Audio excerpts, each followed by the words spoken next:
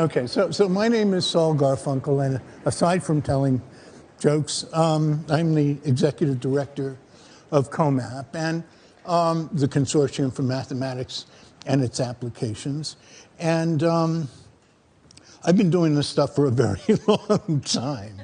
And one of the things, I want to look at that second question, which I no longer remember, but it has something to do with where is this stuff happening.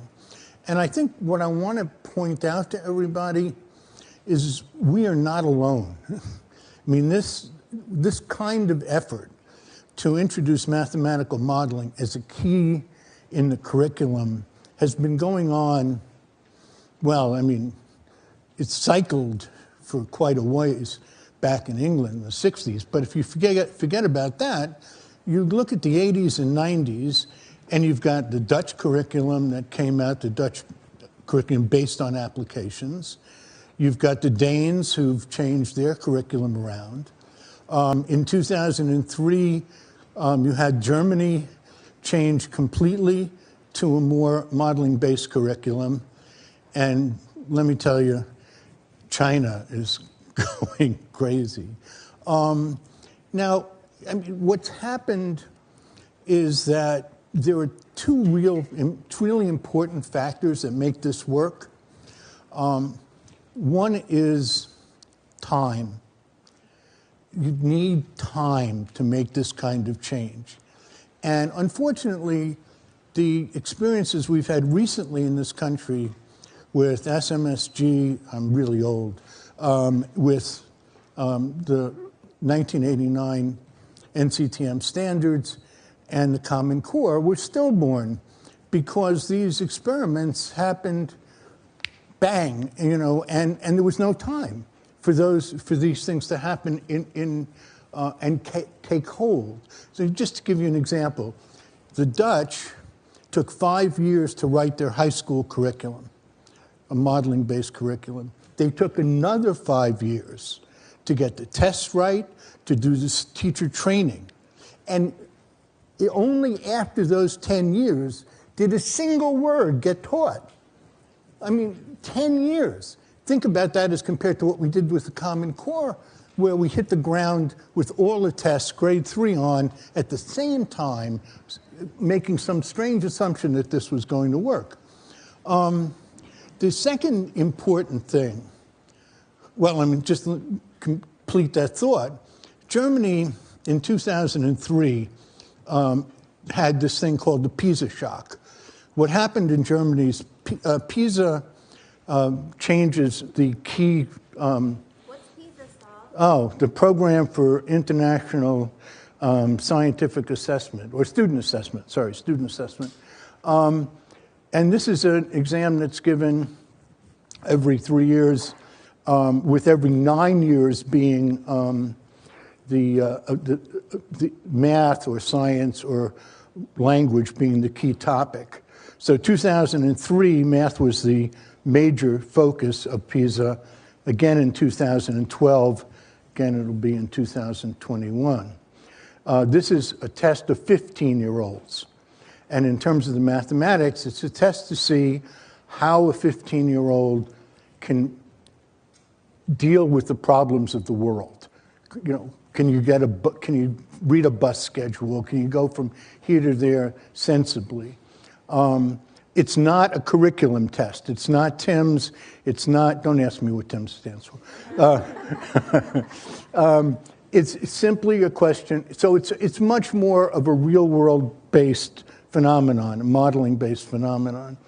And Germany in 2003 scored only one country above the United States.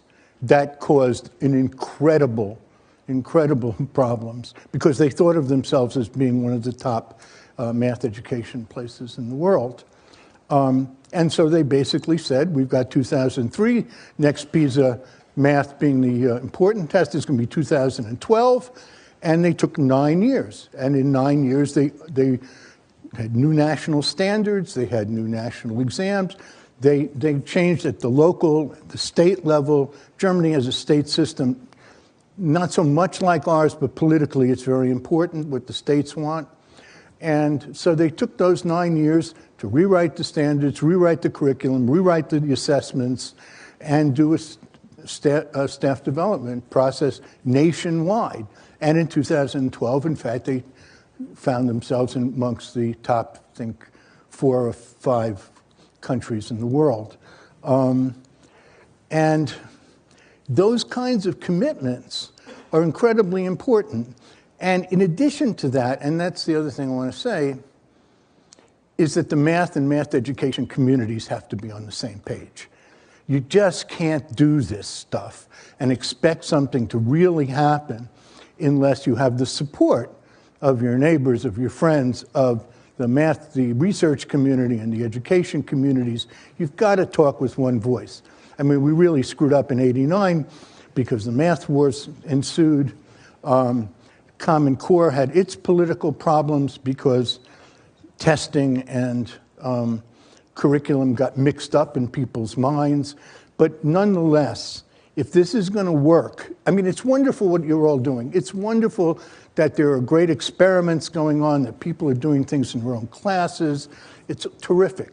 But if we're really going to have change, you have to have a national commitment at some level. And I know we don't have a central Ministry of Education that works the way it does in many countries.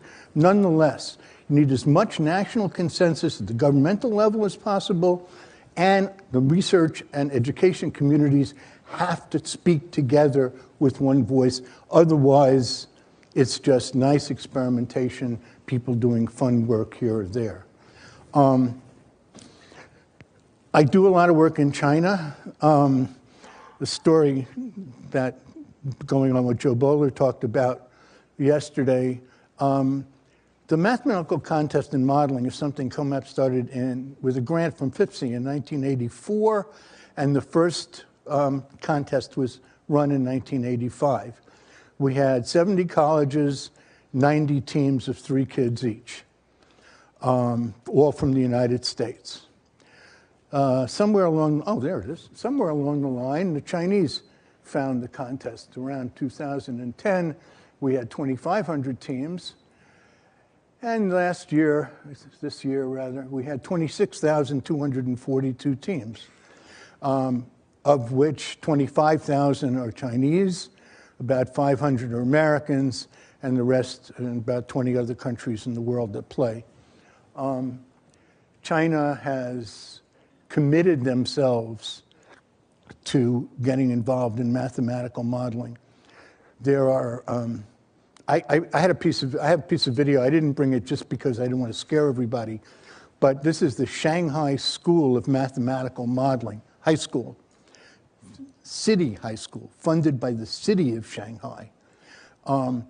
The students have won almost as many modeling contests as the North Carolina School of Science and Math. Each kid not only has their own computer, they have their own servers. They designed their school. They designed the classrooms, all through mathematical modeling. There are now colleges and universities in China with the name modeling in there. So the Chinese have, okay, I'm not, even though I started these contests, I'm not a great believer in contests. The idea is not to reward some smart kids, but the trickle-down effect is just unbelievable. I mean, modeling is now a very important subject, and they have changed the high school curriculum to include modeling as a key point. And they're working on changing the national tests to include modeling in them, so that the Chinese have committed themselves to modeling, and as have the Germans, as have other countries around the world. So I began this discussion by saying, we are not alone. What I'm afraid of is we very well may be alone if we don't actually take this seriously and make the kinds of commitments that we need to make. So with that, I will pass the baton. Thank you.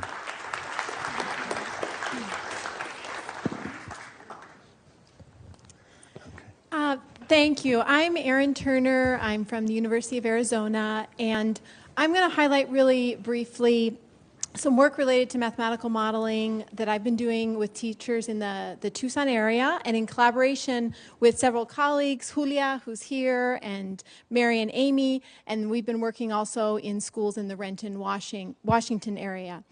And in contrast to sort of the competition work at the college level, we've been looking at mathematical modeling with elementary school students, specifically students in grades 3 through 5. And so I'm going to talk really briefly just about how mathematical modeling is taking hold in that space. And we've taken a particular slant because we believe that young children have so many experiences in homes and communities outside of school that produce lots of knowledge and practices and really resources for their work in mathematics. And so we've tried really hard to design modeling tasks that purposefully allow them to leverage all of those experiences that they bring from outside of school and even experiences within school outside the mathematics classroom. We are working, as I said, in Tucson and also in the Pacific Northwest, and we've been working over a 2-year period with a team of teachers at each site. We have somewhere between 15 and 20 teachers. We have everything from brand new teachers, so in their first year of classroom teaching, and then teachers who've been in the classroom for decades. We also have involved instructional coaches and mathematics leaders from the districts. We meet with the teachers in the summer to provide a sort of week-long professional development about mathematical modeling in elementary grades, and then we reconvene every month in a study group type fashion to discuss the tasks that they're implementing in their classrooms, to analyze student work that they bring from their enactments of tasks, and to brainstorm additional tasks that connect in really authentic ways to things that are happening in their schools or happening in their communities.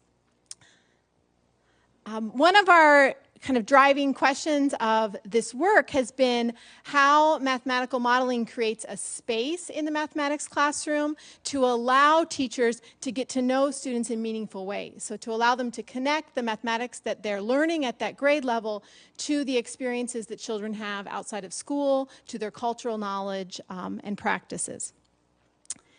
And this is just a sampling. I'm going to show a video of teachers' reflections in just a minute, and you may see pieces of some of these tasks in the video. So this is a sampling of some of the tasks that we've done with teachers and students that connect to family practices like birthdays or buying gifts for relatives, or that connect to community settings, like one school is very close to a community soup kitchen, and students have thought about ways that mathematical modeling might help them think about the budget of the soup kitchen and what sort of purchasing practices they should use. We've also connected tasks to school celebrations that involve families visiting the school, and to things that have environmental connections. So one task that teachers did last year that you might see in the video is they thought about recycling and how to upcycle products, and they thought about how to use plastic bags that end up in waterways or landfills many times, and how to upcycle those plastic bags to make jump ropes. And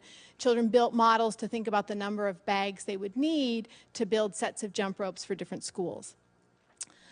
One thing that we were asked to talk about what has been really powerful for us in this work, and one thing that stands out to me is the sense of energy and the sense of connection that teachers have found in using mathematical modeling tasks with young children.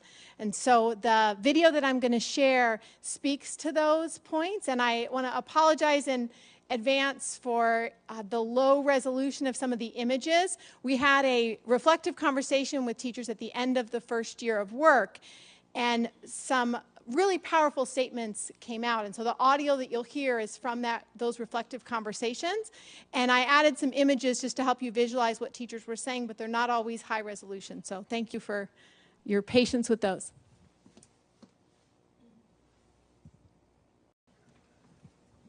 Hi, good morning. I am Nina Miller, and I am with Tucson Unified School District. I taught 5th grade in TUSD for 10 years before taking my current role as math interventionist, which I promise is less clinical and more fun than it sounds. I function more as a K-8 math curriculum specialist and coach.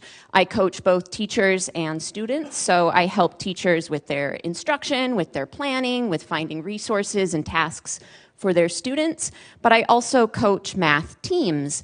And I appreciated what Joe Bowler said yesterday about gender equity in math competitions, because that's a constant thing we're talking about at our schools. I run my teams on an interest basis, so students are invited to come practice with the team and check out what we do just based on their interest in mathematics, and we try to encourage all levels and ranges of students. They're competing in math league competitions, which is not mathematical modeling.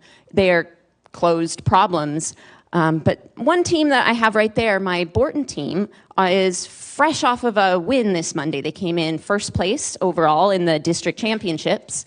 And what I've found with this team in particular is, compared to the other team I coach, that since their school and teachers have taken on mathematical modeling more and do it more often, that has really helped these students engaged in, even though it's not math modeling problems, they have gained dispositions that allow these 3rd through 5th graders to attack paragraph-long problems with content that could be 3 to 5 grade levels above their current learning. So that's exciting work. Most of what I do, most of my schedule is putting me in 3rd through 5th grade classrooms at least once a week to teach or to support what the teacher is doing. So that is how I get to bring math modeling into classrooms that might not have experiences with it otherwise. So I show up with a lesson or a task that connects to what the teacher's doing or helps the teacher see what this could look like with their students. So I model strategies, I support with the curriculum, and sometimes I co-teach with the teachers on this. What really made a big change in math modeling in our district was the collaboration with U of A and Aaron Turner on the mathematical modeling in cultural and community context cohorts. If you had asked teachers at my sites about 5 years ago, do you do math modeling in your classrooms? They all would have said yes, and then showed base 10 blocks representing an operation or drawing bar models of a closed problem. And that was what they thought modeling was. Only in the past 2 or 3 years have they received instruction and support on seeing modeling as a process of open-ended, authentic problems. And the district took this collaboration with U of A and extended it and asked me to offer some professional development sessions in summers. So we did a one-day workshop and offered it to any K-12 teachers who were interested. We had about 30 teachers show up for that. So they took that work and are now doing modeling in their classrooms. And then it has spread from there, just word of mouth and teacher planning. Our district does a good job of scheduling time in our day and week for grade level teams to plan together. And teachers will talk and say, oh, I heard of this one task that was done, let's try it, or have another modeling thing. And they're just sharing those ideas and picking it up from there.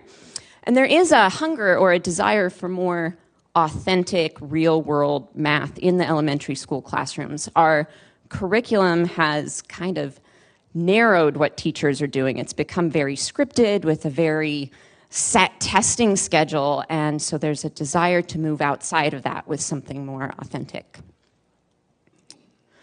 I have a video here to show you how math modeling looked in a 4th grade classroom when a teacher took it on as something she wanted to do year-long, but also it was for the first time. She hadn't experienced this before. And what I wanted to highlight from the video is how this work changed student voice and motivation in mathematics. We started with a typical group of 4th graders, and when we began this work, it wasn't easy. They just kind of blank stared at us and wanted us to tell them what to do. And I have a vignette here from Mrs. Hunley, the teacher in the video. She is talking about how her students changed during this work, and I thought her words were more specific than my summary in highlighting this. So Mrs. Hunley says, I found that students at first were waiting for me to tell them what to do and how to do it. A just give me the math problems and tell me how to solve it kind of attitude. So at the beginning of the year, it was very frustrating for them and for me. Eventually, through our mathematizing routines, they began to think differently about math and how it could help them solve real-world problems. I remember when a group of visiting principals were in my class observing how the limited English students were interacting with their native English-speaking peers. We happened to be in the middle of a math routine where my primary goal was to have students focus on some assumptions they might have and why they assumed these things. As the visitors walked in, I was showing a picture of a pumpkin patch. The students all busily wrote in their notebooks about what they noticed and what assumptions they could make about what they saw. My very limited English speakers were very engaged too in their sharing. I noticed that the students had gone beyond just noticings and wonderings, but were now naturally coming up with mathematical questions such as how many pumpkins were in the picture, how many pumpkins could be grown in the field behind, and how much money the owners made. Throughout the course of the year, they began to use the language of math modeling in other areas. Without prompting, they were saying, I noticed that, or I wonder if.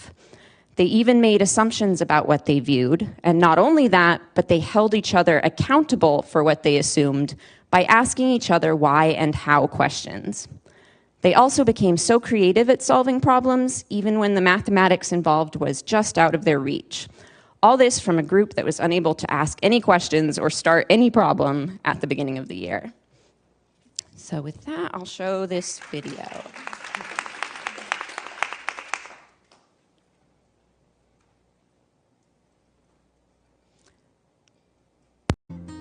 Imagine my surprise when I got a bill from Camp Cooper that said we needed to come up with $590.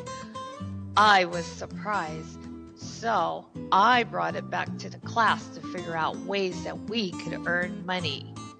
So the class decided to sell popcorn at the carnival, which led to our next mathematical task. How many bags of popcorn do we need to buy in order for us to make a profit at the carnival? And how are we going to package that popcorn? This led to a discussion of profit versus just plain income. Why did we sell popcorn? We didn't do the carnival sales because the carnival was canceled, so we decided to sell popcorn to earn money on Wednesdays at Snack Shack. We needed $540, and that's without a bus or food. My teacher raised about half. We had to earn the rest. What price did we sell the popcorn for? $1 was for 2 cups of popcorn, and 50 cents was for 1 cup of popcorn. We realized that we didn't earn enough money in time, so we started selling pickles for $1 each. Our final task of the Cooper Conundrum was for the students to plan their dinner within a certain budgetary parameters. Any extra money would go towards our breakfast. Miss Henry gave us a budget of $150 in order to feed all of us dinner at Camp Cooper. We assumed that all 4th graders were going with some adults. We assumed that some kids eat more than others. We needed to know how many adults were going and any special foods like vegetarian or Muslim kids. We wanted a roast at first, but after looking at the Frives website and doing some math, we found out that it was going to cost about $600 to feed everyone. We knew that was way too much over our budget, so we changed hot dogs and burgers. They were delicious. Students presented their food spending ideas and voted on their preferred scenario. Through mathematical modeling, this 4th grade class created a reasonable meal plan and successfully implemented it at Camp Cooper to feed everyone under budget. I had so much fun at Camp Cooper. I think you would too if you ever went to Camp Cooper. Peace out.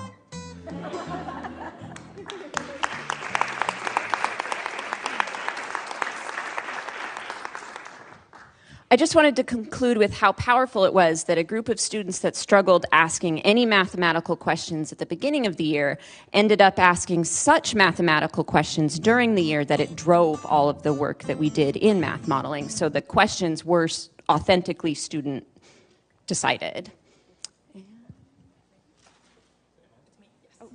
Thank you. Thanks, Nina.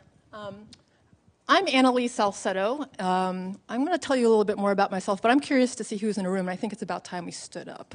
So what I'm going to do is I'm going to say a statement. If it's true for you and you are able, I would appreciate it if you just stood up. And as you're standing, just take a second to look around, see who else is standing, because that statement was true for that person too. That make sense? Okay, so let's start with this. Please stand up if you have ever taught or are currently teaching or working in a K-8 setting.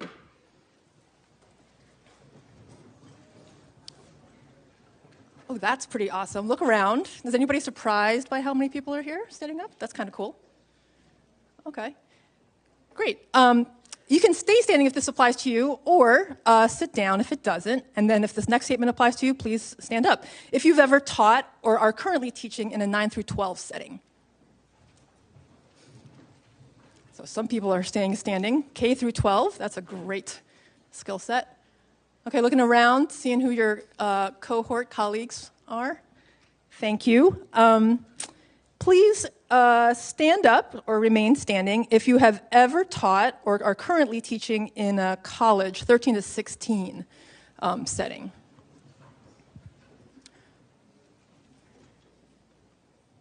Okay, wonderful. Please stand up or stay standing if you have worked with students on mathematical modeling tasks.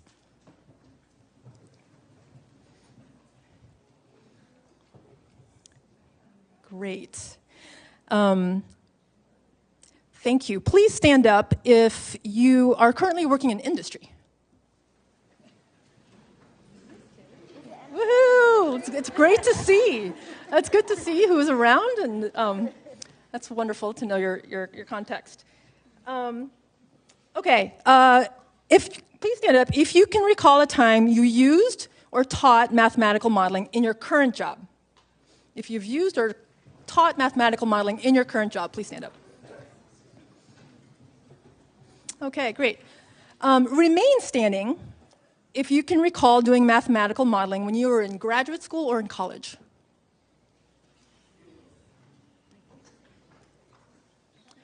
Okay, remain standing or stand up if you can recall doing mathematical modeling when you were in high school.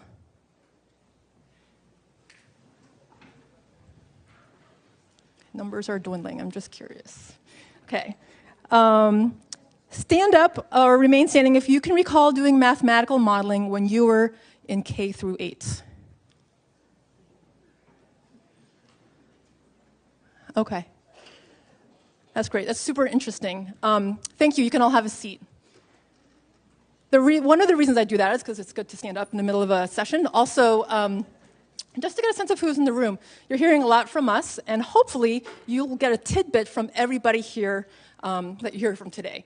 And what I want to do is share a little bit about my story as a teacher, a high school teacher. I've been teaching since 1996. First in Boston, both in independent and public school settings, and more recently, for the last 10 years, at Kate School, which is a small boarding high school in Carpinteria, California, where the luckiest people in the world live. So that's just about an hour north of LA. And like I said, Kate is a small private boarding school founded in 1910. There's only 280 students, 9 through 12. We have students from 19 countries, 30 states. Our average class size is 12. We have about 700 applications for the 70 open spots every year. About 70% of our families can afford to pay full tuition, which is north of $60,000.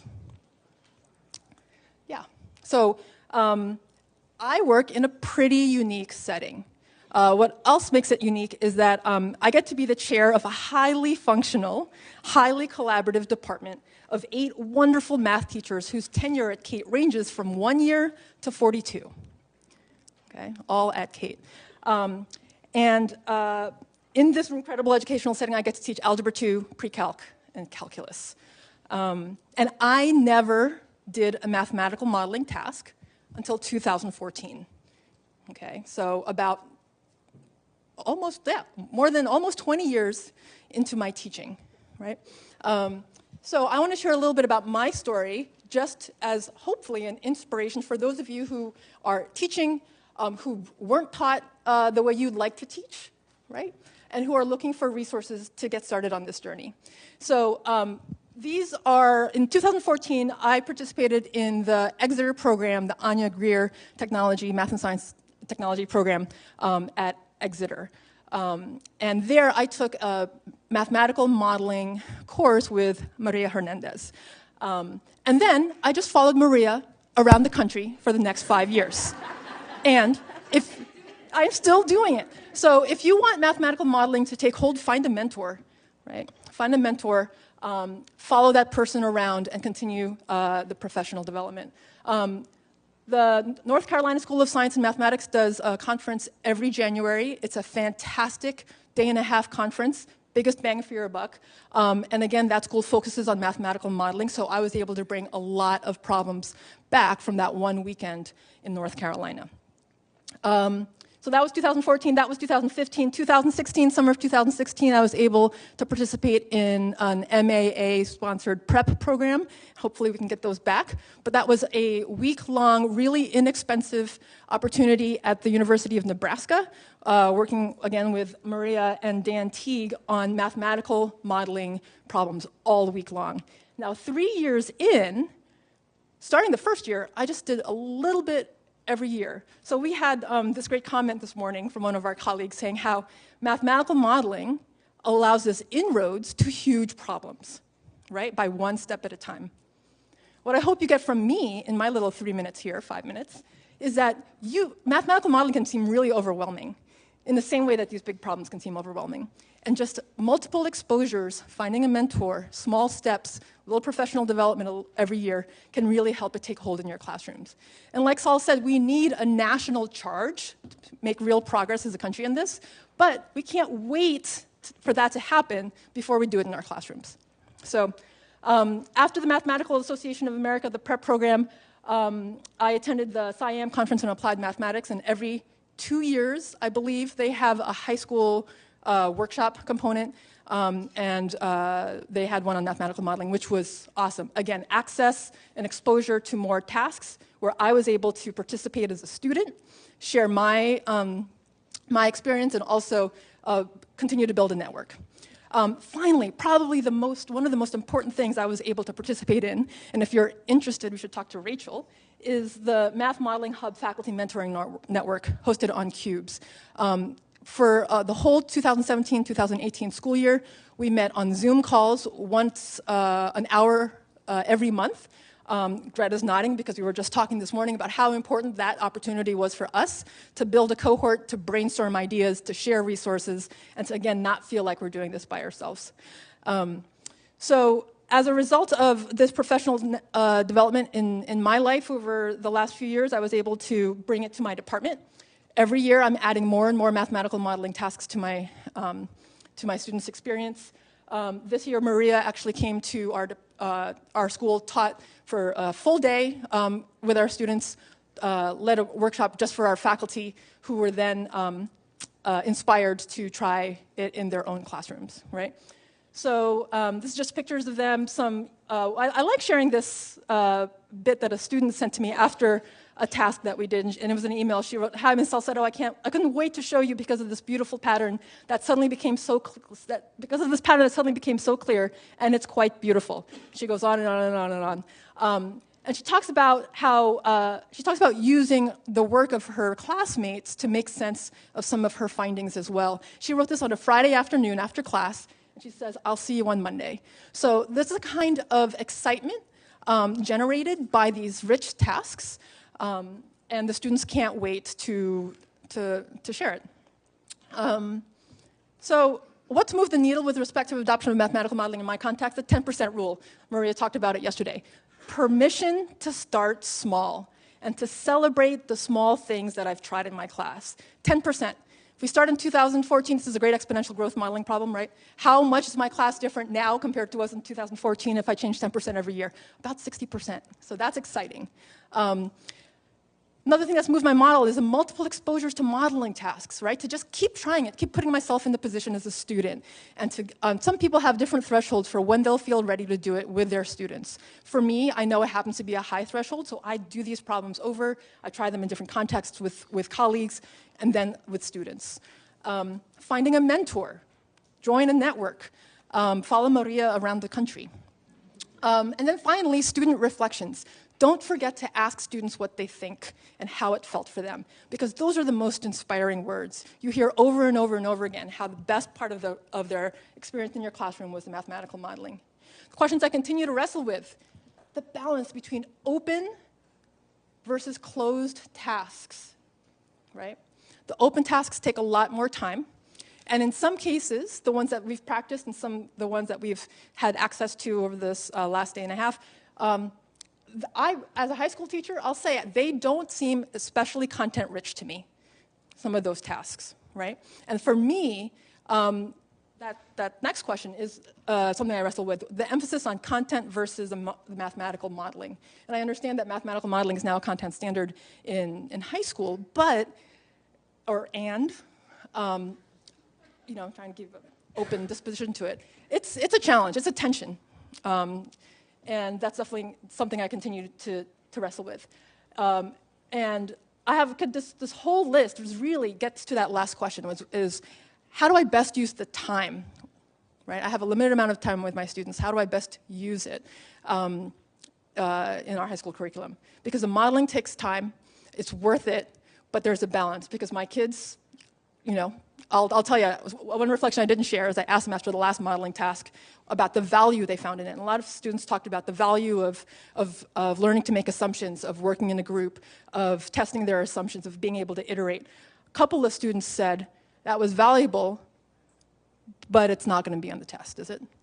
Or is this, I need to also study for quizzes and tests and things like that. So that was a good cue to me in terms of the culture in my class. How do I address that?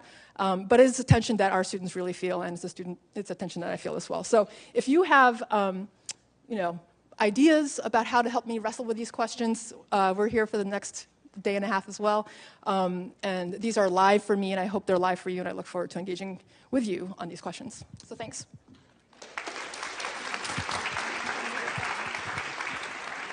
Hello. My name is Dan Meyer. I work at Desmos, where we use digital technology to make modeling tasks. Is my primary work there. I am an optimist, so I'm really hopeful for the future of math modeling while finding it in a bit diminished state in its present. And what I mean by that is on the one side you have the charlatans, the grifters, who will take any problem set outside the classroom anywhere, and they will apply the modeling label to it for the sake of a good alignment score on some Ed Reports guide or whatever. It's commercial. It's like, hi, I'm modeling. Are you really? I don't know. On the other side, you have far more altruistic folks who are extremely genuine, like the folks that wrote the game report. But even there, it's a 200-page report, which, wow, it's just a lot of pages. And I'm thinking back, I was a classroom teacher and trying to think about, like, in what unit of my free time would I consume and reflect on a report of that magnitude? Passing period, no. Prep period, no. After school, maybe.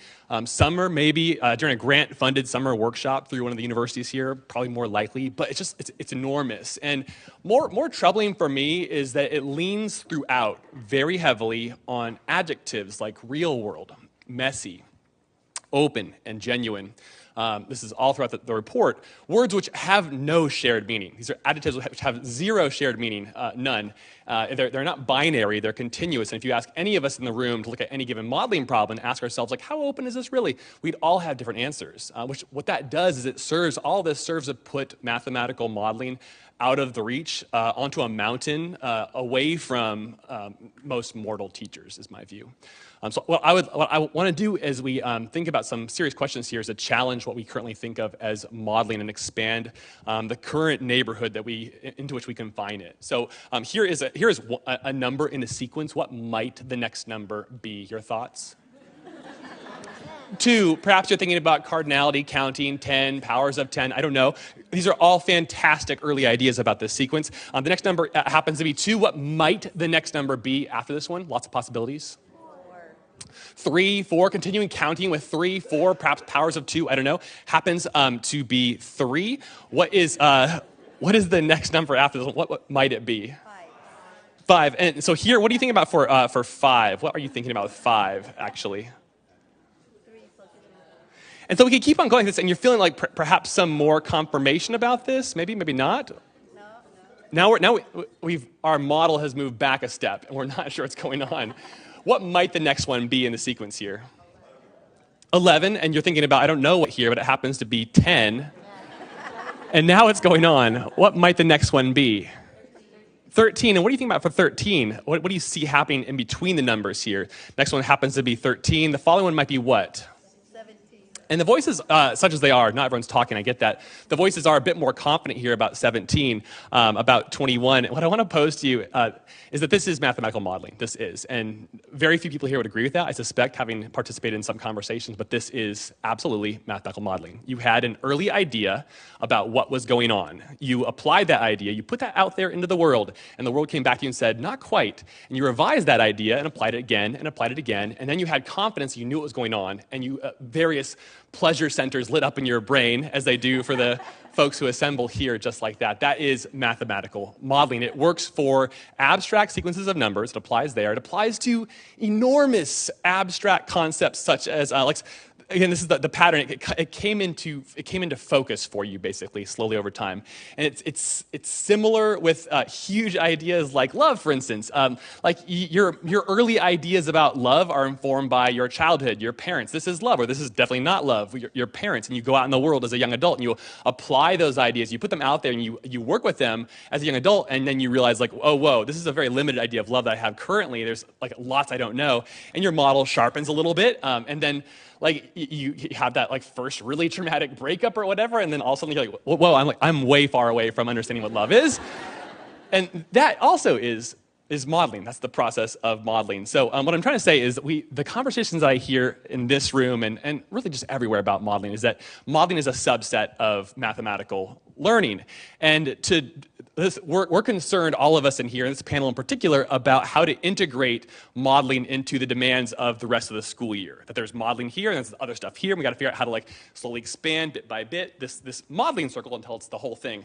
And to draw that distinction is to undermine the goal. To draw this distinction that there is the modeling stuff and the other stuff is to undermine that very goal, which is to say, we cannot tell teachers that on some days you can respect and draw upon student funds of knowledge here, but then not over here. Okay? Or here we respect students' early ideas about what's going on mathematically, and here we issue them predetermined models and try to transfer them from our brains to theirs. And that over here, we give them interpretive feedback that helps them draw and redraw and sharpen their models, but over here, we tell them, you're right, you're wrong, move along.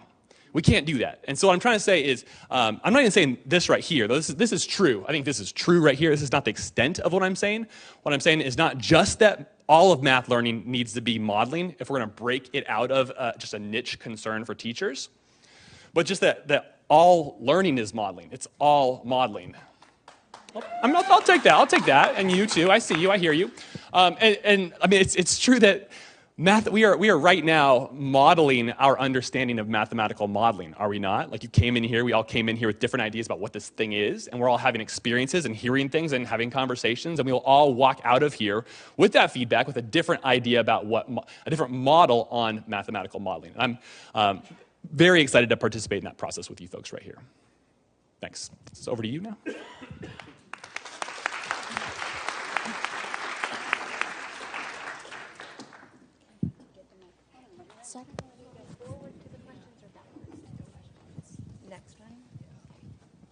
So I'll keep going. We had hoped to use some time to get you all to engage with the guiding questions that this panel put forth. We wanted you to work in small groups. Actually, Rachel, should we use the time until 10:30? Yeah, okay. Great. So what we set up is a Padlet. Has anyone used Padlet before in your classrooms? So maybe this is an interesting resource for you to check out. But what we're going to ask you to do is to find elbow partners. And if you are sitting next to someone you know, maybe consider standing up and finding a different elbow partner so you can engage with someone who you don't already know. But in your small groups of 4 or 5 people, consider this question: where are teachers getting their education about math modeling, and what are the challenges and opportunities in this arena?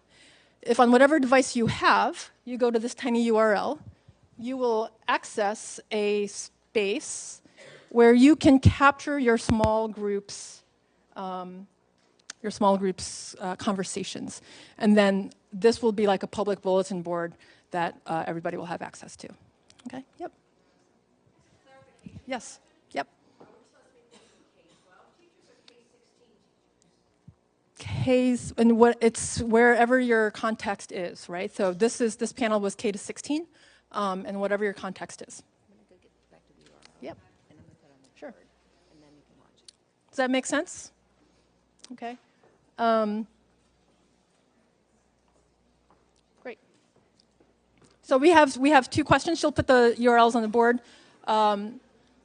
The second question is, how can we balance infusing mathematical modeling into our curricula so we can meet requirements for pacing and assessment with creating new modalities that can more easily make room for math modeling? So this is that tension again about how we use our time. Okay? There was a current state 1 and 2. Yep. So there's a current state 1 and there's a current state 2. Clarifying questions, or are we good to engage with our elbow partners? Okay. Yep. Yes. We'll start with this one, and in about 10 minutes maybe we'll move on to the second question. Okay? Great.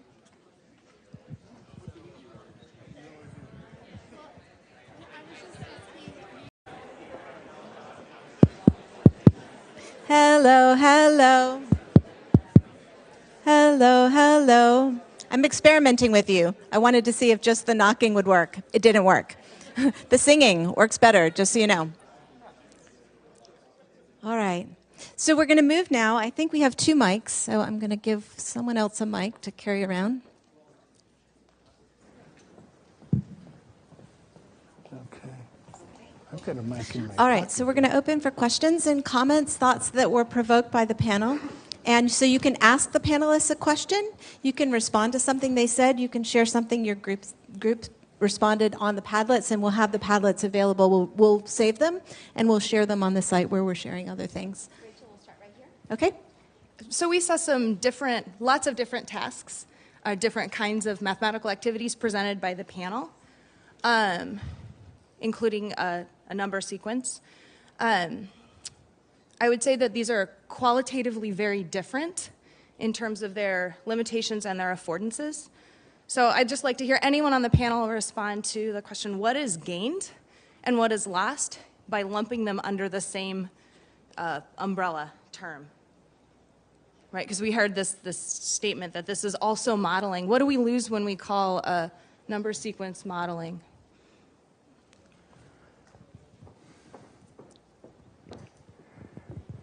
So we might as well start this fight now. I think Dan's completely wrong. The reason that we wrote the game report was to put out a standard definition of modeling. Now, you could use another definition, but the definition of mathematical modeling in the report, and the one of all the people I know who work in the field, is that it begins with the real world problem. And yes, that's mathematical thinking, it's mathematical excursion, it's a mathematical way of thinking. You can use the word modeling in many, many ways, and in fact, there's a whole thing in the game report about how modeling is used in English to mean different things. I mean, I had a proposal once turned down by NSF because some reviewer thought that mathematical modeling involved balsa wood and glue. But the point of the report was to make a standard definition. I don't have it in front of me, but I think that most people would agree, or at least it's not a question of agree, it's a definition. As if some teacher of mine, math teacher once said, definitions are neither right nor wrong, they're either useful or useless. And the definition that we used in the report, and the one that I think is more standardly given, is trying to solve a real problem by mathematizing it. So since Saul referred to a fight, for those of you who weren't here last night, which includes Saul and Dan, when I said things at the beginning, I wanted to emphasize that we're in a moment where we have perhaps a disagreement. That's why we're here. We're here to have agreements and disagreements and a variety of opinions. And we need to understand what are the different perspectives that can be out there about modeling, and how, and the question, what are the affordances and challenges? What do you win? What do you lose? What do you gain? Right? What is your objective function? What are your assumptions? We're modelers, right? And so we can kind of look at things that way and say, okay, how are Dan's objective functions different from Saul's? How are Dan's assumptions different from Saul's? And then how do they draw different conclusions based on those objective functions and those assumptions? And what I love about modeling is we have tools to understand disagreements and debates if we can look at them in terms of what's the objective and what are our assumptions. So thank you both for being here. We knew we were picking this fight when we put them on the same panel. But it's important, because we have many important voices in the room, and we need to respect those viewpoints and understand what we gain from being able to understand different points of view. So thanks to you both. I'm going to go back to the audience. Thank you. Thank you for the wonderful presentations from different perspectives. Dan, I'm assuming that the very first slide, it said 16 t-squared. I'm assuming the projectile going up. This causes a nice tension between math and physics teachers, because talking when maybe intentionally it was put there, in terms of convention, starting a nice discussion about gravity. And this relates back to something yesterday too. Saul, I had a comment. So I serve with Meyer on the National Academy of Sciences for mathematics instruction. One of the things that we do is look at different countries and think about policies implemented in different countries. So you mentioned a few countries. I want to bring up two of the top countries that appear in the PISA all the time, and one that has been coming and steadily coming, which is Singapore. So, and you made a comment that if you want to move the needle in mathematical modeling, you should have not just a bunch of universities and high schools and everybody together, but how these countries work is through the Ministry of Education. So just why is Singapore doing the way they're doing? Because the Ministry of Education has a slogan, which is actually teach less, learn more. Why is Finland doing the way they are doing? Because their Ministry of Education has adopted a slogan which is called learning by doing. So in the National Academy's Commission, we tried to form a letter. It's the usual suspects, is Sibylla Beckman, Roger Howe, and everybody. And we wrote to Arnie Duncan, the former Secretary of Education. Maybe the United States should come and think of a policy, and we said, test less, learn more. Of course, we got no response. No response from the commission, and of course the administration changed. I want to ask you, while we are gathering here, and then there is a group that is making decisions on policies and all that stuff. So where's the link between the two, and how? I mean, that could be one of the big reasons why other countries are doing how they are doing. And so where is the voice from here that goes to people in education that moves the needle? Thank you. Do you want to direct that to an individual or to Saul? To anybody? Anybody in the audience? Anybody in the audience want to take that one? Okay. Hello, my name is Asia from Arizona State University. This is to Anna Lee. You had one of your questions was about time efficiency and with mathematical modeling. Something that I work with Patrick Thompson a lot and Marilyn Carson, if anybody knows them, is the use of didactic objects and animation. So I was going to ask if you have done any research or looked into anything of using animations to show mathematical modeling. That way it's a little time efficiency, meaning that instead of actually having a student, I'm going to quote Marilyn, one of her biggest things is the box problem. Instead of actually having a student cut out a box, see the different various volumes and the variations within all of the quantities, be able to use an animation, use that as a didactic object for you to be able to reflect, have a discussion within the classroom.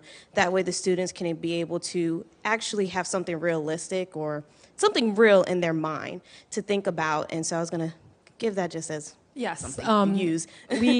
I'll answer the question to say, yes, we use a lot of Dan's 3-act tasks, right, that start with those video prompts. And what's really exciting about what's going on in my school right now is we, across our disciplines, are looking at the inquiry process.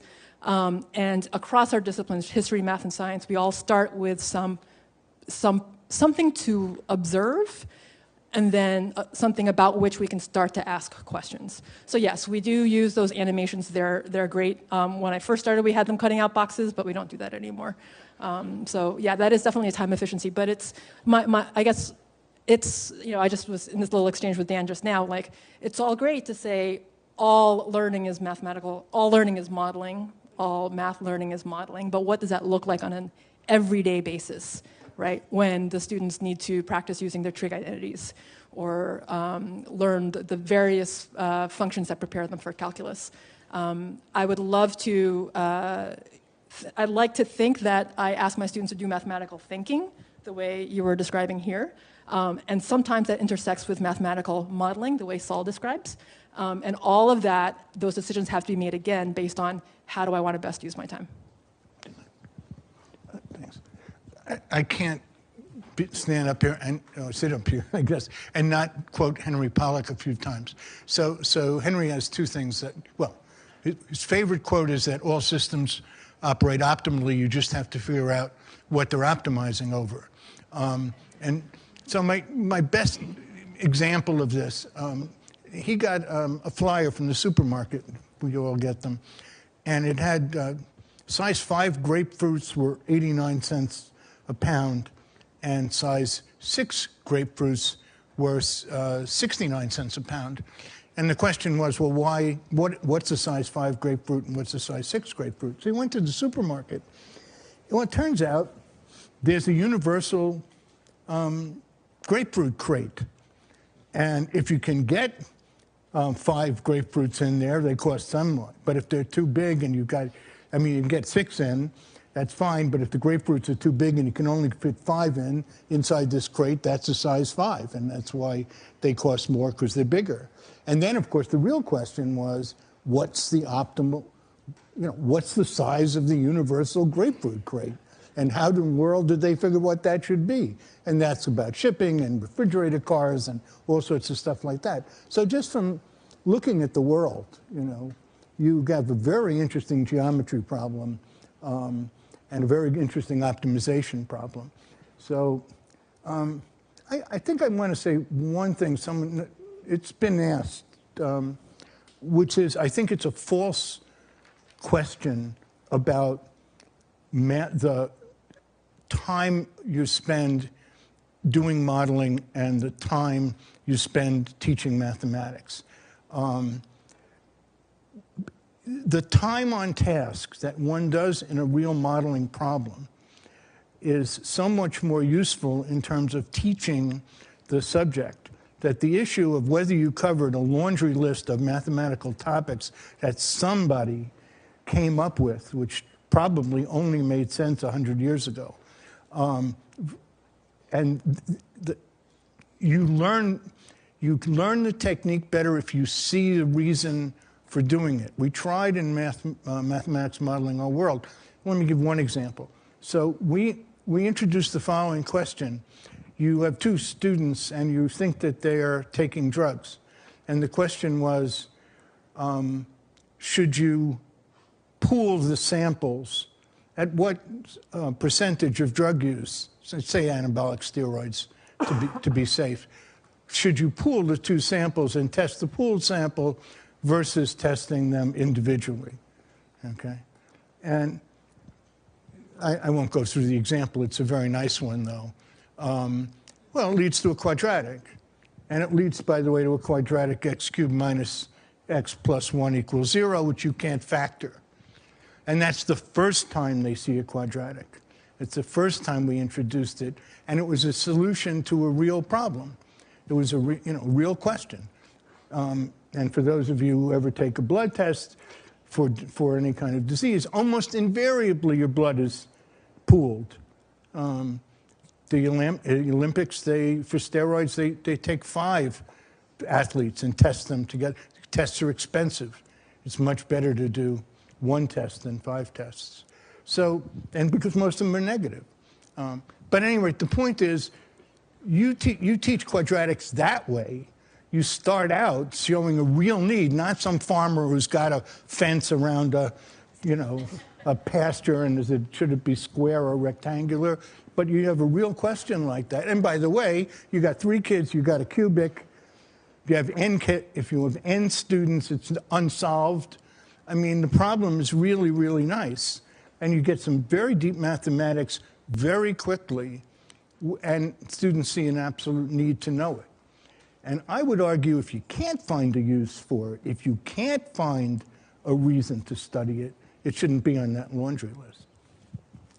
Yeah, sure. I just want to draw the audience's attention real fast to a comment that Asia made I thought was really helpful for this conversation, which is to move away from the real world as a description and towards real and realistic in students' minds, which is, I think, a reference to Freudenthal. Enormously valuable. Can't throw enough love for that. Onto that comment. I want you to think about marginal tax rates, okay, and polygons. Which of those is quote unquote real world? It's unanswerable. For many adults, marginal tax rates are not real. They're not real in their mind. They're not realistic. And for most kids, polygons are far more real. They are real objects to manipulate in their mind. So if you buy that, the question is, which of the modeling actions that we typically talk about are inapplicable to things that are real in their mind, including polygons? Can you ask questions that feel necessary about polygons, that invite students to draw out their early models and refine them about polygons? You can do that a lot more easily than you can with marginal tax rates, though, by one definition, which I think is squishy. One's real world and the other is not. Just one more, just really brief, is that cool? Animations, love it for building a world, for building the world in which students can think mathematically and model. Just love that. There's a problem in the game report that is about mantids. Anyone know what mantids are? Still maybe don't, but it talks about mantids and these like cockroach-like things that when you push food towards them, they move towards the food based on, this is wild, how hungry they are, all right? Like their weight, how much they weigh indicates how much food they have in their bellies, and if they have less food in their bellies, they move towards the food when the food is farther away because they're hungrier in consensus. Isn't that awesome? And yet we present that problem through the medium of paper, which has the effect of flattening the world it's in and presenting a model that is predetermined and has less room for students. So in these 3-act tasks that we're talking about, I'm envisioning, I just want to see it. I want to see like a chunk of food being pushed towards this cockroach-looking thing and watch as it sneaks towards me. And then this larger one, like push it that way, the food has to get closer before it starts to move.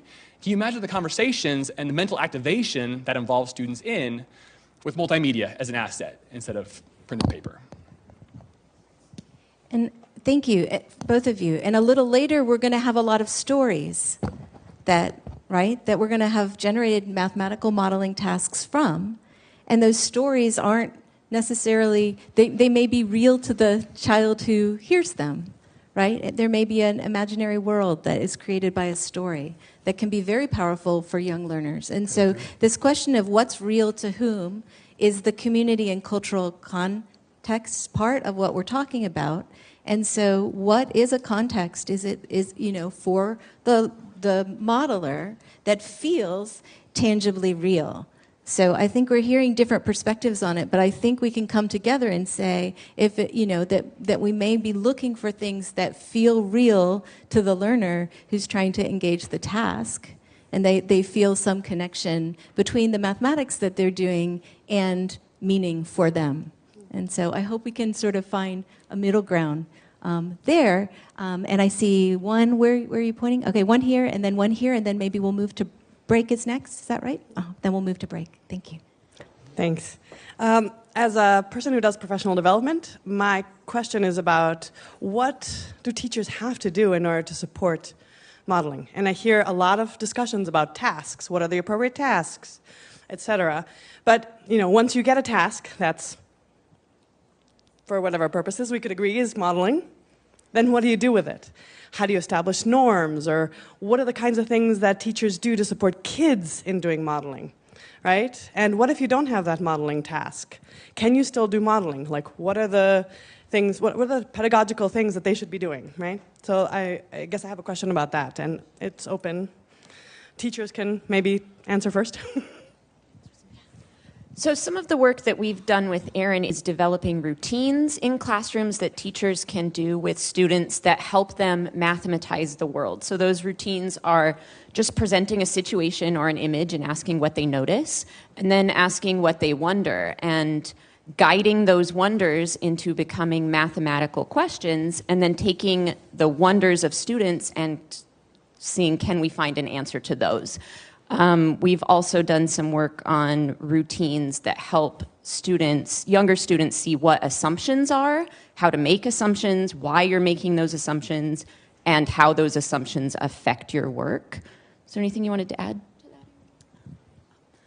that? I would just like to build on what Nina's saying. The monthly meetings in the study groups have been really essential, I think, for our work with teachers, because each month teachers try out tasks and then they come back ready to talk about what didn't work or what was challenging, and collectively they've brainstormed responses to those challenges. So we didn't start out with kind of pre-made graphic organizers or even really well-defined routines. Much of these organizers, routines, even sort of templates for questions have come from the study groups with teachers, and they've been refined over time. So even something as concrete as how do we help children organize their work? Initially we were giving large posters and asking children to represent your solutions. And we can imagine what 8-year-olds did with that, right? And so over the course of a year, teachers suggested, well, let's try this sort of scaffold, or let's try this sort of organizer. And they enacted it in classrooms and came back the next month and refined their models for helping children represent their models. So it's really been an iterative process where the experiences and the voices of teachers have been essential. And I do think this is where our funding agencies come in, because it really is the National Science Foundation and other funding agencies that have allowed these multi-year projects that are partnerships between school districts and teachers and teacher administrators and math coaches and university folks and their students to all come together to struggle with these problems as partners. And so, we all have benefited from that funding that we hope will continue and even scale up. So now multiple projects are starting to talk to each other about how to scale, because scaling of these projects is the hard part. Yeah. Oh, okay, thank you very much. I just wanted to share maybe a slightly different perspective that I haven't heard said in the room yet. So I sort of see modeling as your equations are somehow encoding some rule or meaning to whatever you're trying to explain. And so I think that this might be a way to wrestle between real and what's real and what's not, is just, I think of a good model as something that's really encoding whatever behavior you're seeing and you're trying to explain with math. So I just wanted to throw that out there as a different perspective. All right, can we thank all of our panel again?